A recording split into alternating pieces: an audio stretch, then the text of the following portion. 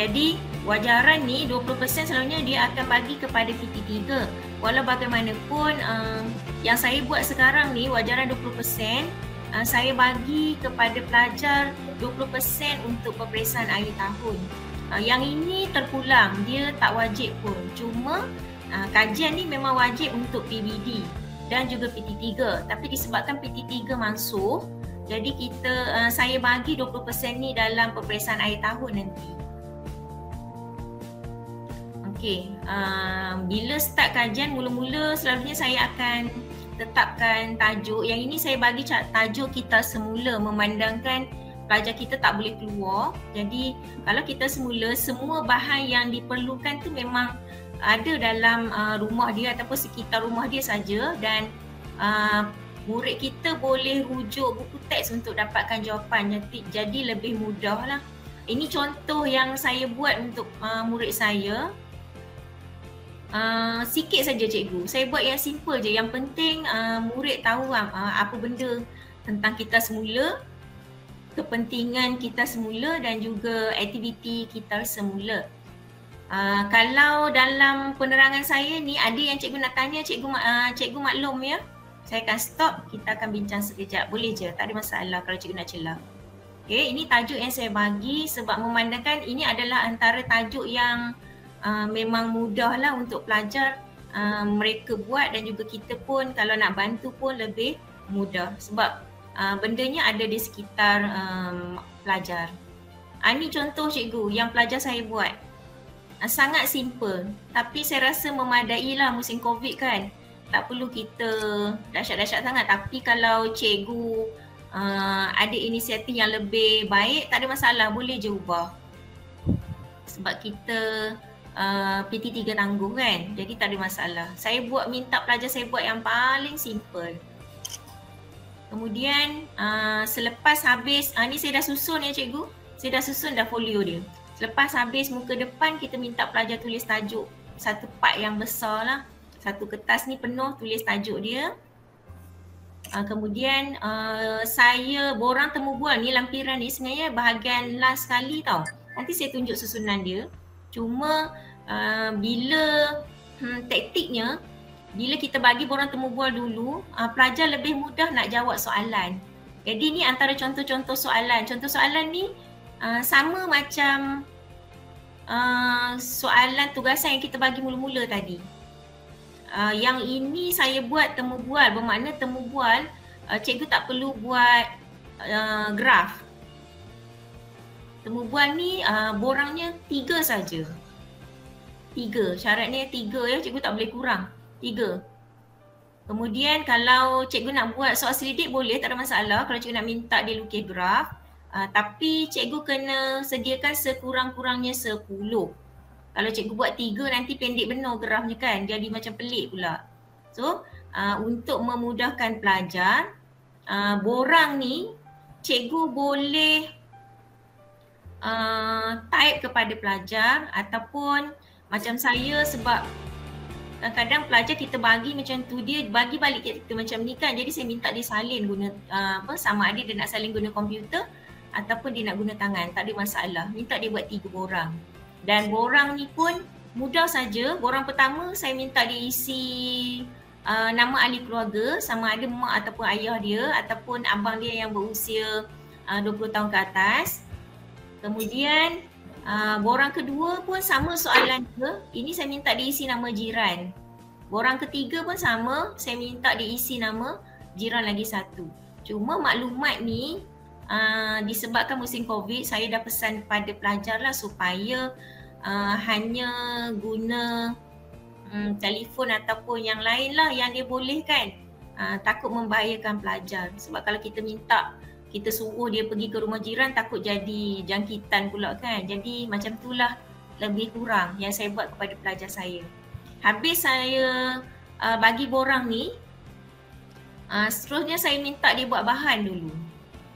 Bahan apa? Yang ni terpulang pada cikgu, sama ada cikgu nak bagi dia buat last kali boleh ataupun nak minta dia buat dulu pun boleh. Maksudnya sekarang bila saya buat, saya minta dia buat lampiran dulu supaya dia faham apa benda dia nak buat sebenarnya. Gambar selalunya saya minta 2, tapi kalau pelajar bagi 1 pun kira dah okey. Sebab kita boleh nampak usaha dia. Yang ini maknanya dia ada 2 usaha. Maksudnya satu dia buat, satu lagi dia ambil gambar hantarlah, dan satu lagi mungkin ada memang dah tersedia di kampung dia ataupun di sekitaran rumah dia kan. Minta dia ambil gambar saja. Itu mudah. Yang ni option pada cikgu terpulang. Cikgu nak bagi minta pelajar buat 1 boleh, nak minta pelajar buat 2 gambar pun boleh. Tak ada masalah. Yang penting ada, sebab yang gambar ni membezakan antara pelajar yang baik dengan pelajar yang kurang baik markah dia nanti. Ini pun saya dah susun, maksudnya nanti bila cikgu nak susun folio, bermakna cikgu ikut ni sajalah. Ini yang kita minta pelajar buat. Kemudian jadual kerja pun terpulang pada cikgu hari ni. Ini saya dah kawan siap-siap supaya lebih mudah untuk guru baru faham. Kalau guru lama saya rasa tak ada masalah. Jadual kerja ni mesti buat 12 waktu, 12 kali perjumpaan. Tarikh pertama tu ialah tarikh kita bagi taklimat. Walau bagaimanapun bahan untuk kita cari untuk jawapan bagi soal selidik ataupun gambar luar daripada 12 waktu. Bermakna kita boleh maklum kepada pelajar siap-siap sebelum kita start minta pelajar menulis dan sebagainya. Kita boleh dah minta pelajar buat borang temu bual ataupun borang soal selidik dan juga gambar tadi. Maksudnya kita bagilah soalan dulu siap-siap. Lepas tu baru kita minta pelajar tulis. Bila bahagian perancangan jadual kerja ni bermakna pelajar kena tulis dalam tempoh hari 1 hingga hari 12. Ini contoh dia, tak apa cikgu. Nanti saya bagi ni borang ni supaya senang cikgu nak terang pada pelajar cikgu. Sama ada cikgu nak bagi terus yang ni pun tak apa, maksudnya pelajar isi je kan mana-mana bahagian yang penting, ataupun cikgu bagi panduan nanti pelajar isilah. Paling baik cikgu dah bagi siap-siap ni tarikh ni supaya pelajar tahu itu 12 hari perjumpaan. Sebab bila kita tak jumpa pelajar kadang banyak kekeliruan untuk buat borang, bukan borang, jadual kerja kan. Jadi paling baik cikgu letaklah siap-siap hari dengan tarikh untuk memudahkan pelajar buat 12 perjumpaan. Okey, hari yang ke-12 hanya menulis ni lah, hantar tugasan, kemas kini dan hantar tugasan. Hantar tugasan pun sebahagian yang Telegram ni ialah tugasan komunikasi. Cikgu boleh tambah je kat sini. Macam pelajar saya selepas habis mereka tulis, saya minta mereka hantar ke kantin. Saya tak pastilah sekolah cikgu macam mana kan. Ini terpulang kepada cikgu. Macam mana cikgu nak minta pelajar hantar terpulang. Saya minta pelajar hantar ke kantin sekolah lah. Saya sediakan kotak, mereka masuk mereka punya kajian. Okey, setakat ni boleh tak cikgu? Ada masalah tak nak tanya tentang jadual kerja? Tak ada? Okey, kalau tak ada, saya teruskan ya. Okey, selepas habis kita bagi jadual kerja, kita minta pelajar tulis objektif lah. Objektif ni kita ambil balik semula soalan yang kita bagi tadi. Cuma saya nak ingatkan, mungkin cikgu dah tahu, anggap je lah ini sebagai ulangan.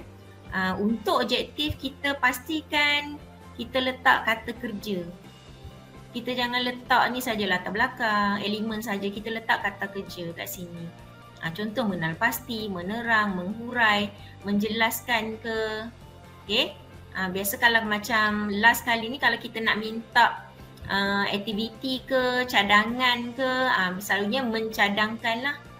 Ataupun cikgu boleh bagi je mengemukakan idea. Itu pun boleh, tak ada masalah. Itu pun kata kerja. Terpulang pada cikgu nak guna kata kerja, yang penting dia sesuai dengan tajuk yang cikgu pilih. Ini contoh lah, cikgu boleh ubah sesuai. Kemudian kaedah. Kaedah sebenarnya ada 4, tapi saya pilih sekurang-kurangnya 3. Memang kalau untuk kajian paling minima 3 ya, sebab kaedah pemerhatian ni dia kena perhatikan dulu ciri fizikal, ciri budaya. Jadi memang kaedah pemerhatian ni memang perlu. Kemudian kaedah temu bual. Temu bual pun perlu sebab dia nak lengkapkan borang soal selidik. Kalau cikgu tak nak borang temu bual, cikgu boleh saja buat borang soal selidik ya. Cuma borang soal selidik tak boleh kurang daripada 10. Cikgu kena buat 10. Bagi saya kalau 10 ni mungkin agak membebankan murid. Sebab 10 borang dia nak kena siap. Kalau temu bual ni 3 je. Tapi kalau cikgu nak tak ada masalah. Tak salah pun. Sebab awal-awal dulu kalau tak salah saya memang kita buat borang soal selidik ya sebelum buat borang temu bual. Atau cikgu nak buat dua-dua pun boleh. Bermakna cikgu nak buat temu bual, cikgu nak buat borang soal selidik pun tak ada masalah. Tak ada masalah, buat je. Kemudian kaedah rujukan. Kaedah rujukan ni pun penting memang kita guna sebab kita nak minta pelajar, murid kita buat ni lokasi di Google Maps. Ni penting untuk lukis peta lakar sebab peta lakar memang perlu sebab kita nak tahu lokasi kajian murid. Jadi memang kena ada dalam kajian. Okey, penghargaan. Ini yang saya buat tahun lepas ya, saya copy paste je kat sini. Rasanya cikgu boleh buat ayat lebih baik pada saya kot. Saya buat yang paling simple. Kemudian panduan ni saya minta pelajar tulis saja nama kawan dia dengan nama ibu bapa dia. Terpulang. Kalau cikgu nak bagi kosong saja pun tak apa. Yang ni saya buat penerangan untuk murid saya hari tu. Okay. Kalau saya cepat sangat tolong bagi tahu ya sebab kita bila dah buat ni laju je lah kan. Kemudian untuk pendahuluan apa yang perlu ada ialah minta murid nyatakan dia buat kajian di mana, kemudian kenapa dia pilih kampung tersebut. Kenapa dia pilih. Kemudian yang di bawahnya ni cikgu ambil balik tajuk yang kita bagi. Yang pertama tadi tajuk kita bagi tentang ciri fizikal kan. Kita tanya soalan dia tentang ciri fizikal. Kemudian elemen kita semula. Seterusnya kita tanya tentang kepentingan. Dan akhir sekali kita tanya tentang cadangan. Cuma bahagian pendahuluan ni murid tak perlu bagi secara detail. Sebab secara detail nanti kita minta dia terangkan pada rumusan nanti. Jadi kita minta disebut saja apa yang kita minta murid buat untuk kajian ni. Maksudnya minta dia tulis itu je, dia punya tajuk tadi je. Maksudnya kalau cikgu ambil yang bahagian objektif tadi pun boleh, tak ada masalah. Dan akhir sekali untuk bahagian macam peneguhan, cikgu letakkan sini harapan lah. Apa harapan dia untuk kajian ni. Macam contoh ni saya bagi contoh ya. Membantu penduduk mendapatkan maklumat atau mengamalkan kita semula dalam kehidupan seharian. Yang lain-lain tu cikgu boleh tambah. Simple-simple je. Okey ya cikgu? Boleh saya teruskan tak? Boleh. Norma. Okey. Okey, bila habis saja pelajar murid buat ni, cikgu minta lah pelajar murid cikgu buat peta lakar ya. Peta lakar ni masa proses nak cari, cikgu kena tunjuk lah sebab ada pelajar yang tak tahu nak guna Google Map. Cikgu kena tunjuk kalau guna Google Meet lah. Ataupun cikgu rakam je buat macam video pendek macam mana nak buat nak dapatkan Google Map ni, draft peta lakar ni. Kemudian cikgu send lah pada grup cikgu sebab ada juga murid yang tak masuk dalam Google Meet sebab dia tak ada data, kita pun faham kan. Tapi tak apa, cikgu buat je dalam video pendek macam mana nak dapatkan draft peta lakar guna Google Map, cikgu hantar je ke grup. Itu pun boleh. Cuma selepas habis ni, yang ni minta saya lupa nak tambah ni. Selepas tulis tajuk minta tambah di sini mata angin ya, mata angin. Ini contoh Kampung Seleko Kampung Seleko. Kemudian selepas habis draft peta lakar ni, murid kena lukis peta lakar ikut dia punya draft peta lakar. Maksudnya mula dengan jalan lah, jalan dia, kemudian murid tambah. Macam ni ya. Tapi yang ni sebenarnya tak ikut sangat yang peta Seleko. Kalau ikut tadi, kampus Seleko, dia punya jalan ni bengkok macam ni kan. Yang ni saya paste je. Cuma saya nak maklum macam mana, apa yang perlu masuk dalam peta. Yang ni nanti cikgu pesan pada anak murid cikgu, lukis ikut Google Map lah. Ikut Google Map lah. Kalau jalan dia sengit, minta dia lukis sengit macam ni lah. Kemudian jalan-jalan yang kecil ni minta dia buat. Ikut kawasan dia lah. Kadang-kadang mungkin Google Map ni kita ambil yang kita screenshot yang besar kan. Minta dia lukis satu part yang kecil, macam contoh sini saja. Kalau dia duduk area pejabat pos ni, minta dia lukis area pejabat pos je. Tak payah sampai besar-besar, nanti dah pergi ke kampung lain pula. Macam itulah. Oh, yang ni saya lukis guna pen ya cikgu. Itulah sengit-sengit sikit. Tidaklah pandai melukis, tapi lebih kurang macam ni lah cikgu. Kalau kertas A4 kita tu, saya minta pelajar buat dia punya bingkai ni ukuran satu kayu pembaris. Kiri kanan satu kayu pembaris, atas bawah pun satu kayu pembaris untuk bingkai dia. Kemudian cikgu minta dia bahagi dua. Maksudnya mungkin 1/3 ataupun setengah tu cikgu minta dia garis di tengah-tengah, setengah tu untuk buat petunjuk dan setengah lagi untuk lukis peta lakar. Peta lakar ini kalau yang ajar tingkatan 1 mungkin dia lebih banyak simbol lah. Kalau macam kita tingkatan 3 ni, simbol mungkin tak berapa, tak ada lah rasanya dalam tingkatan 3 kan. Tak apa, cikgu tengok je dalam Google pula. Biasa banyak je simbol-simbol dia kalau cikgu tak ingat simbol dia macam mana kan. Jadi selepas habis lukis ni, yang ini pokok pertempatan ni cikgu boleh minta murid agak-agak lah, sebab kadang-kadang ada murid yang memang dia betul-betul dia kata kalau dia kira pokok kelapa dia kalau kampung dia sebaris tu ada 10 dia lukis. Kesian dia, jenuh. Agak-agak lah cikgu, lebih kurang je. Yang penting ada sikit, kalau ada kelapa sawit, lukislah sikit kelapa sawit. Okay, kalau ada pokok kelapa lah sikit. Macam ni ada macam di kebetulan tempat tinggal dia ada termasuk kawasan sekolah. Dekat kawasan sekolah tu ada kawasan pandang kan, bolehlah dia masukkan rumput sedikit. Okay, ya. Kemudian perlu ada apa lagi? Tajuk, petunjuk dah. Okey, arah mata ni jangan lupa minta murid lukis. Bingkai yang ni ya, bingkai yang saya kata tadi, ukuran dia satu kayu pembaris dia punya ni. Letakkan satu kayu pembaris, minta dia garis. Jadi lebih mudah peta dapat seragam. Peta ni pun boleh saya syorkan murid saya buat menegak supaya senang dia nak binding. Sama dengan orang kata apa, dia punya paparan tu sama dengan penulisan yang lain. Tapi kalau cikgu nak minta dia buat melentang pun tak ada masalah, boleh je. Okay, nanti last kali saya terangkan macam mana nak bagi markah. Setakat ni ada soalan tak cikgu? Saya nak cek tengok ada tak yang nak kena ni. Okey, tak ada. Ada soalan tak? Simbol standard lah. Simbol standard. Ada juga pertanyaan, kadang-kadang dekat dia punya kawasan, macam contoh kalau Seleko kawasan area ni, dia ada stesen minyak tau. Stesen minyak. Okey, kalau sebelum ini, kalau PT3 sebenar hari tu, dia kata kalau tak ada stesen minyak, kita tak ada simbol yang betul-betul kan. Okey, boleh je kalau pelajar tu nak letak juga, boleh, tak ada masalah ya cikgu. Minta dia tulis je stesen minyak apa, Shell kat sini. Terus je tulis. Okey. Kemudian kita masuk kepada nak jawab soalan ya.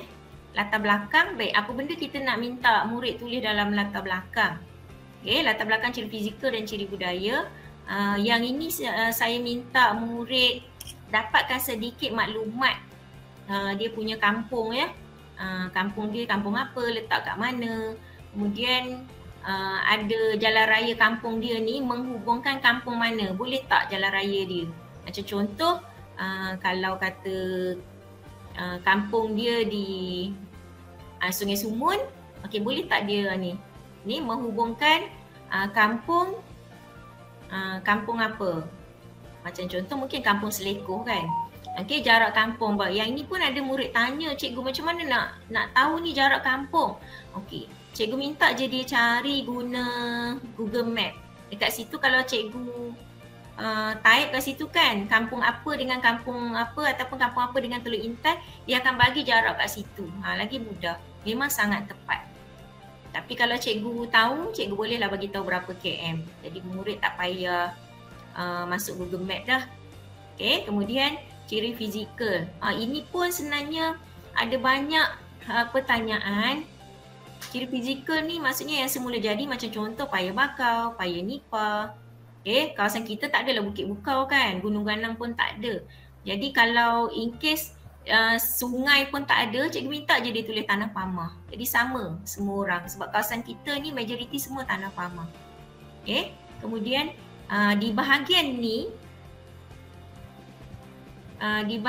ni cikgu kena minta murid rujuk peta yang dia lukis. Bermakna untuk jawab bahagian ni kena rujuk peta dulu. Peta tu kena lukis siap sebab kita nak tengok, kita nak ajar murid macam mana dia baca peta. Macam contoh tanah pamah dah tentulah merangkumi keseluruhan kawasan kan. Tapi in case kata kalau rumah dia tu tanah pamah dia cuma bahagian timur laut je, yang lain tu semua sungai. Maksudnya tanah pamah berada di kawasan apa? Timur laut. Okey, di kawasan kampung apa? Bagan Datuk contohlah. Okey, kemudian kalau ada masjid ciri budaya, minta lah dia tulis masjid. Kemudian minta dia nyatakan masjid tu di arah mana dekat peta tadi. Peta lakar tadi ya. Kemudian bagilah dia contoh masjid. Contoh ni tak kisah cikgu. Kalau cikgu nak minta murid buat 3 pun boleh, 2 pun boleh, 1 pun tak apa. Sebab murid kita ni tak sama. Kalau yang murid pandai mungkin boleh bagi 3 contoh kan. Tapi kalau murid tu nak tulis pun tak berapa nak reti, mungkin kita minta bagi dia 1 je. Okey, untuk bahagian elemen kita semula ni, ini soalan yang saya tanya pada murid. Saya bagi siap-siap yang ni ya cikgu. Satu saya bagi ayat contoh. Satu lagi saya dah letak siap-siap ni, bermakna murid tu dah tahu dah. Bila dia nak hurai mesti ada tiga perkara. Fakta, huraian, contoh.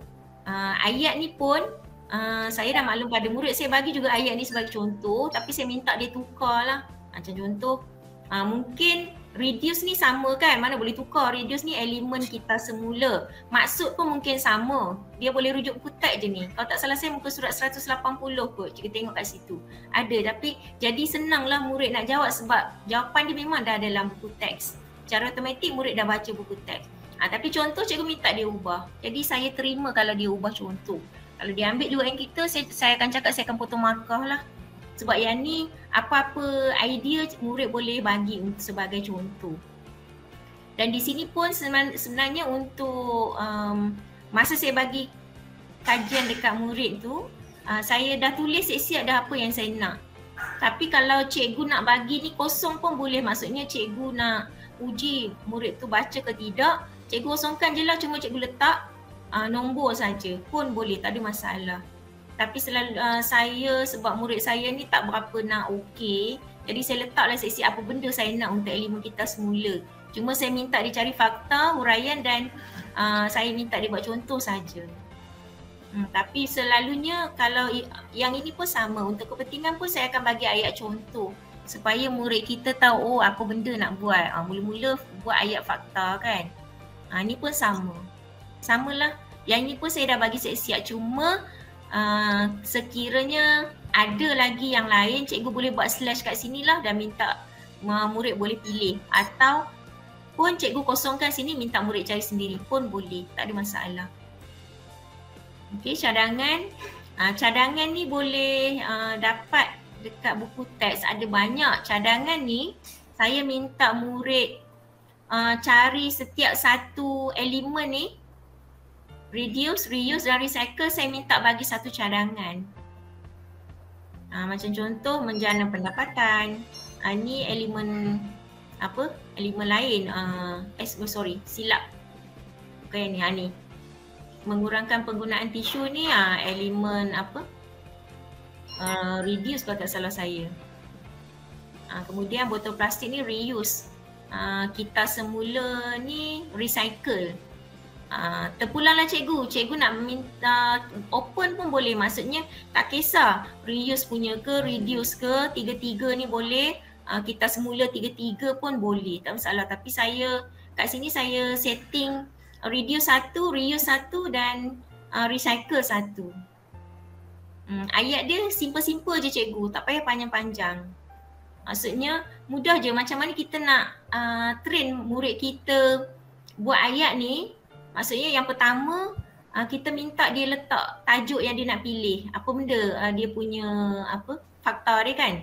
Fakta dia, kemudian minta dia buat ayat fakta. Ayat fakta ni minta boleh ambil balik daripada tajuk. Lepas tu minta dia tulis balik fakta tersebut. Nanti dia automatik dia akan faham. Bila dia nampak je perkataan fakta kita tulis, maksudnya dia mesti dalam ayat tu mesti ada balik fakta yang ditulis kat atas ni. Macam tu. Kemudian huraian ni kita boleh terangkan kepada murid bagaimana. Okay, soalannya bagaimana. Okay, bagaimana nak kurangkan tisu. Nanti dia akan bagi tahulah, okay, guna kain. Untuk buat apa kalau murid yang yang celik sikit ataupun yang pandai sikit, mungkin dia boleh dia beritahu kan, okey, guna kain nak keringkan tangan, nak lap air tumpah. Tapi kalau macam murid tu tak berapa okey, yang murid lemah, mungkin dia boleh kata okey, ganti tisu guna kain pun kita boleh terimalah, yang penting dia ada huraian. Cuma nanti mungkin bahagian pembagian markah mungkin dia kurang sikit lah, sebab dia punya ayat tu sebenarnya boleh dikembangkan lagi. Kemudian contoh. Contoh ni tak kisah, cikgu boleh minta 1, 2 atau 3 ataupun berapalah, terpulang pada cikgu. Ini tak ditetapkan. Saya cuma minta murid tambah sikit lah, macam contoh tuala kecil ni nak guna untuk apa kan. Tapi kalau cikgu tak tulis, cikgu just minta murid tulis contohnya tuala kecil pun rasa dah okey dah. Maksudnya dah lengkap dah ayat dia tu. Okay. Yang lain, okay, rumusan. Nak habis dah cikgu, sekejap je. Okay, untuk rumusan, apa yang kita nak letak dalam rumusan ni sebenarnya kita ambil balik daripada soalan yang kita bagi dekat murid tadi. Macam contoh, okay, kepentingan kan. Ni kita minta diubah sesuai sikit ayat dia, kepentingan. Okay, kepentingan ada 3. Jadi kita minta murid tulis balik kepentingan 3 tadi. Contoh, menjana pendapatan, menjimat sumber semula jadi, mengurangkan pencemaran udara. Kalau murid buat ini sebagai fakta lah. Kalau lain, cikgu minta lah dia tulis semula di sini. 3. Kemudian elemen kita semula. Elemen kita semula pun kita dah tanya pada murid tadi kan. Minta disalin je semula. Apa dia? Reduce, reuse, recycle tadi kan. Tulis di sini. Kemudian seterusnya cadangan. Cadangan pun kita ada 3 tadi. Ni mengurangkan penggunaan tisu, menggunakan semula botol, kita semula kan. Jadi kita minta disalin saja semula kat sini. Jadi lebih mudah. Dan untuk ayat peneguhan, kita minta je murid bagi tahu sikit apa manfaat dia kepada penduduk kampung. Macam tadilah lebih kurang. Biasanya murid banyak je idea. Dia ada je idea dia apa kebaikan kita semula kan. Mungkin dia boleh letak balik dapat duit ke kan, menjadi pendapatan tu. Terpulanglah. Ini ikutlah kreativiti cikgu macam mana cikgu nak terang. Tapi yang ni saya buat kepada murid saya dapati dia orang senang nak untuk buat rumusan sebab bendanya daripada yang dia dah buat dia salin semula saja. Okay, kemudian rujukan pun cikgu saya dah bagi siap-siap sebab ada murid yang tak masuk Google Meet, bila kita terang tu dia tak faham. Jadi saya just bagi dekat dia siap-siap lah cikgu.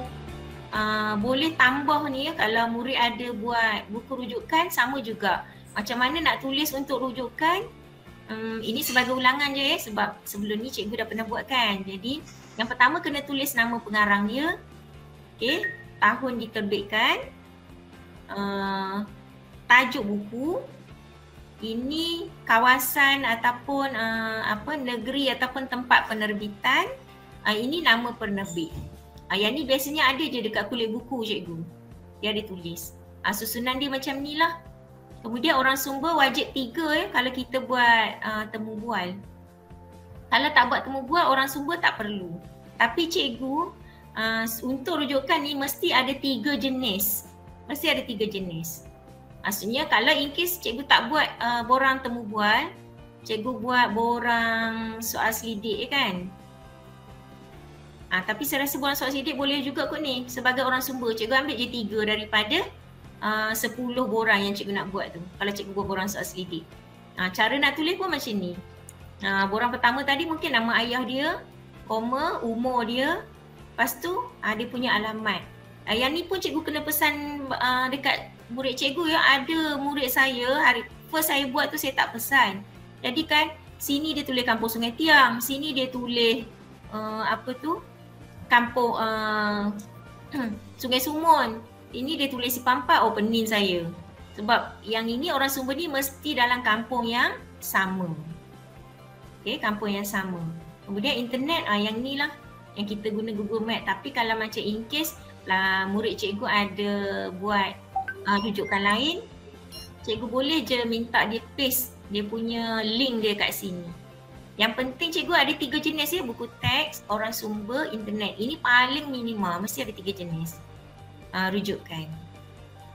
Okey cikgu, ada nak tanya tak? Kalau tak ada, saya nak cerita pasal ni pembentangan. Okey, pembentangan ni sebenarnya kalau ikut PT3 sebenar, kita kena minta murid bentang dari mula sampai habis tau. Dia punya kajian lapangan. Maksudnya daripada peta lakar dia tu, tajuk dia peta lakar sampailah kepada yang tadi dia buat rumusan. Walau bagaimanapun disebabkan musim COVID ni agak sukar untuk murid nak terang banyak, saya cadangkan macam ni yang saya buat pada murid saya. Saya bagi ni panduan ni, dia hasilkan barang tadi dah kan. Kemudian saya minta dia buat video tentang apa barang kita semula yang dia buat. Ini murid lagi suka berbanding dia nak kena terang dia punya apa yang ditulis dalam folio. Sebab yang ni dia buat, jadi dia memang sangat suka. Jadi saya minta dia hasilkan video. Walau bagaimanapun, bukan semua murid kita pandai buat video kan cikgu. Jadi saya bagi option, murid yang tak pandai buat video, dia boleh juga buat dalam bentuk PowerPoint. Kemudian dia bagi voicemail tu lah. Dia buat voice. Sama ada guna WhatsApp pun boleh kan. Yang tu boleh. Ataupun murid tu memang dia tak PowerPoint pun tak pandai kan, boleh je minta dia cakap dalam bentuk voice. Itu pun saya terima. Ni saya nak tunjuk sikit lah video yang murid saya buat. Saya kongsi sikit ya. Ni murid kelas nombor 2. Saya telah menghasilkan satu barang kita semula daripada bahan terbuang, iaitu pemegang pen daripada cardboard tisu. Untuk menghasilkan pemegang pen, perlu menyediakan bahan seperti gam, cardboard tisu, pen hitam, kertas warna kuning, kertas warna merah, kertas warna merah yang berbentuk segi 4 sama, kertas warna kuning yang berbentuk segi 4 tepat, kertas warna kuning yang berbentuk bulatan, kertas warna hitam yang berbentuk segi 3, kertas warna pink yang berbentuk bulatan, dan kertas warna pink yang berbentuk hati. Selepas menyediakan bahan, saya mula menghasilkan pemegang pen. Mula-mula, ambil kertas warna kuning sebagai badan dan kertas warna merah sebagai baju. Lalu meletakkan mereka menjadi satu keping kotak. Selepas itu, meletakkan kertas tadi pada cardboard tisu.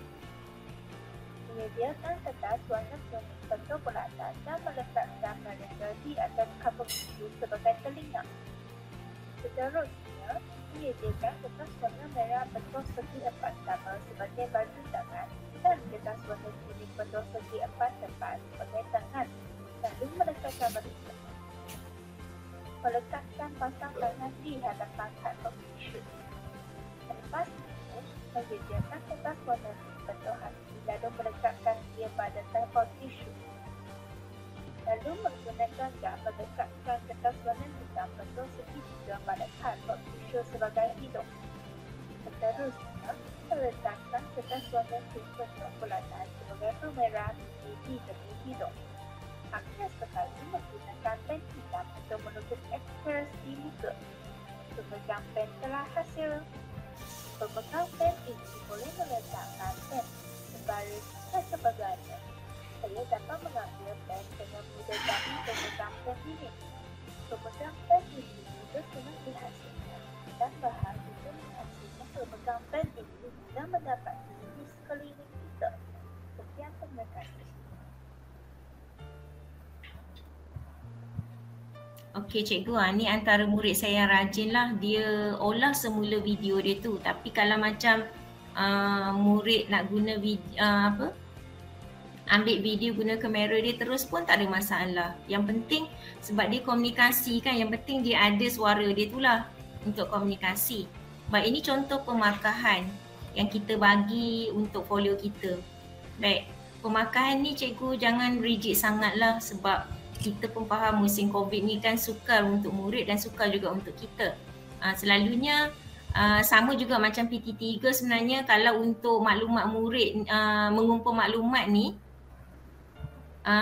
kita fokus pada borang temu bual dengan gambar dan juga rujukan. Okey, kalau sekiranya ada je yang ni okey lengkap, cikgu teruslah bagi 18. Kalau macam ada sikit-sikit dia salah tu, cikgu tolak 1 je. Jangan tolak banyak sangat. Memang sangat senang. Cikgu tak payah nak pergi fikir fakta berapa markah, huraian berapa kan. Cikgu tengok je lengkap je part-part ni, bagi terus 18.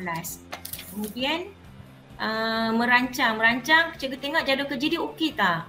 Ada objektif, ada kaedah tak? Okay, kalau semua lengkap komplit, cikgu terus bagi 18. Kalau in case jadual kerja dia ada yang macam ada benda yang cikgu rasa macam pelik lah pula, tolak je 1. Okay. Objektif pun kalau macam ada yang tak betul, tolak je 1 kan. Jangan banyak sangat tolak, cikgu kesian nanti murid kita. Okay, sebab ini kita nak bantu dia 20%. Okay, yang ni membawa markah 36. Kemudian latar belakang 6 markah. Ini maksudnya pembahagian markah ni, pemakahan ni kita bagi macam secara rubrik lah. Maksudnya kita baca semua roughly dulu baru kita bagi. Okay, kita tak rigid satu-satu. Kemudian petelakar pun sama. Petelakar biasa saya akan letak 12 lah sebab petelakar ni dia ada banyak benda dia nak lukiskan. Jadi kita bagi advantage pada pelajar, markah dia banyak sikit, sekali ganda daripada latar belakang. Kemudian elemen kita semula, kepentingan dan juga cadangan ni pun saya bagi pecahkan 6 markah sebab jumlah aplikasi ialah 36.